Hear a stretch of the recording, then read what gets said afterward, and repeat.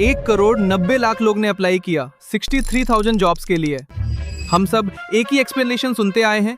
ये एक्सप्लेनेशन आधी सच है, पूरी नहीं। गवर्नमेंट खुद कंफर्म कर रही है कि वो मार्केट से ज्यादा पे करती है।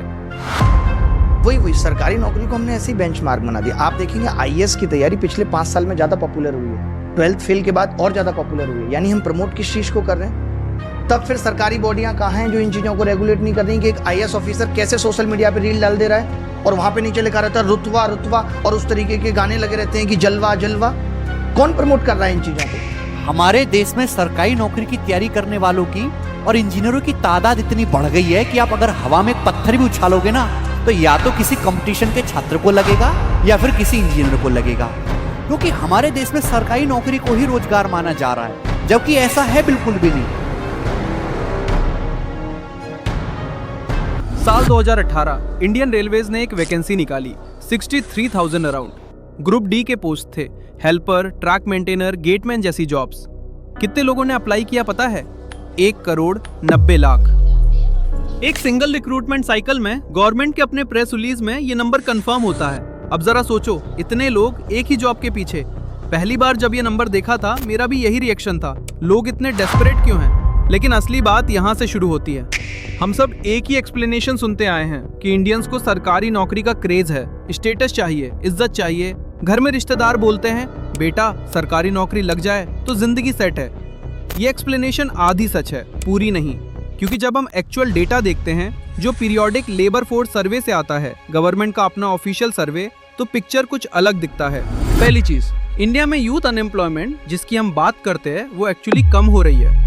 2030-24 में 10.2% थी, 2025 में और कम हो गई 9.9%। तो फिर ये सब लोग नौकरी के पीछे क्यों भाग रहे हैं अगर जॉब्स बढ़ रही हैं? एक मिनट, यहीं पे लोग यूजुअली कंफ्यूज हो जाते हैं। जॉब्स बढ़ी हैं, लेकिन किस टाइप की जॉब्स? यही सेम सर्वे एक और नंबर देती है जो बहुत कम लोग डिस्कस करते हैं। इंडिया में जो लोग रेगुलर सैलरी पे काम करते हैं उनमें से अराउंड आधे को पेड लीव नहीं मिलती, आधे को कोई सोशल सिक्योरिटी नहीं मिलती, ना पेंशन ना पीएफ, कुछ नहीं। मतलब आप काम कर रहे हो, सैलरी मिल रही है, लेकिन अगर कल आप बीमार पड़ गए या कंपनी बंद हो गई, कोई सेफ्टी नेट नहीं है। ये सिर्फ आधी कहानी है, क्योंकि अब जो सबसे इंटरेस्टिंग फैक्ट है वो ये है। 7वीं पे कमीशन के टाइम गवर्नमेंट ने खुद एक स्टडी कराई थी IIM अहमदाबाद से, ताकि पता चले गवर्नमेंट एम्प्लॉइज की सैलरी प्राइवेट सेक्टर के कंपैरिजन में कैसी है। रिजल्ट क्या निकला? Government jobs formal private sector के कंपैरिजन में 62 से 102% ज्यादा पे करती है। अब यहाँ एक इंटरेस्टिंग चीज आती है। हम सोचते हैं लोग सरकारी नौकरी चाहते हैं क्योंकि उन्हें स्टेटस पसंद है, लेकिन अगर सेम काम के लिए गवर्नमेंट 2 से 3 गुना ज्यादा पैसा दे रही हो और साथ में पेंशन और सिक्योरिटी भी, तो ये चॉइस स्टेटस की नहीं है, ये एक सिंपल रैशनल फाइनेंशियल डिसीजन है। कोई भी इंसान किसी भी देश में यही करेगा। इसी जगह से असली सवाल शुरू होता है। अगर गवर्नमेंट इतना ज्यादा पे कर सकती है तो फिर पूरा प्राइवेट सेक्टर और इनफॉर्मल सेक्टर इतना कम क्यों पे करता है? यहाँ एक और अनकंफर्टेबल सच है, इंडिया में कितना वर्कफोर्स इनफॉर्मल सेक्टर में है इसका भी क्लियर आंसर नहीं है। गवर्नमेंट के अपने 2 डिपार्टमेंट्स, इकोनॉमिक सर्वे और नीति आयोग, अलग अलग नंबर देते हैं। एक कहता है 93%, दूसरा कहता है 85%। गवर्नमेंट खुद अपने वर्कफोर्स का एग्जैक्ट साइज नहीं जानती। तो जब इतना बड़ा हिस्सा इनफॉर्मल है और उसमें सिक्योरिटी का कोई गारंटी नहीं, लोग कहाँ जाएंगे? वही जगह जहाँ सिक्योरिटी गारंटीड है। असली वजह ये नहीं है कि इंडियंस लेजी हैं या स्टेटस के पीछे भागते हैं। असली वजह ये है कि इंडिया ने कभी एक स्ट्रॉन्ग, सबके लिए इक्वल सेफ्टी नेट नहीं बनाया, जैसे कुछ डेवलप कंट्रीज में होता है। इंडिया में आपकी जॉब ही आपका सेफ्टी नेट है, और जब सिर्फ एक category, government job, guaranteed security देती है तो ऑब्वियसली सब उसके पीछे भागेंगे। ये डिस्पैरेशन नहीं है, ये लॉजिक है। तो अगला बार जब कोई कहे कि आजकल के बच्चे सिर्फ सरकारी नौकरी के पीछे भागते हैं, एम्बिशन नहीं है उनमें, उन्हें ये बताना कि ये एम्बिशन की कमी नहीं है, ये एक इकोनॉमी का रिफ्लेक्शन है जिसने सिक्योरिटी को प्रिविलेज बना दिया है, बेसिक राइट नहीं। These are India's young people who are supposed to fuel the country's economy, but they are fast becoming frustrated over a lack of jobs. जी, कामयाबी नहीं मिली।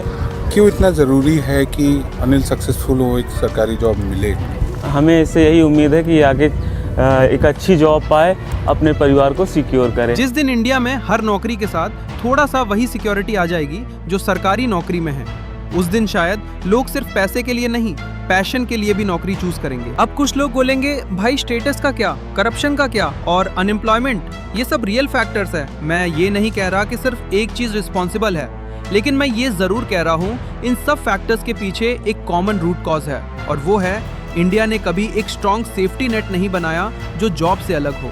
जब तक वो नहीं बनेगा, लोग वही ऑप्शन चूज करेंगे जिसमें सबसे ज्यादा सिक्योरिटी मिलती है। और ऐसा फैमिली लोग में चाहते हैं कि लोग एक गवर्नमेंट जॉब मिल जाए जिससे से फैमिली में सपोर्ट हो जाए और आने वाली जो पीढ़ियां हैं उनके लिए भी एक रोड मैप तैयार हो जाए। समय व्यतीत हो जा रहा है, बस हम लोग पढ़ते चले जा रहे हैं और ऐसे समय व्यतीत हो जा रहा है। 1-2-3 साल तो कोरोना खा गया इसे।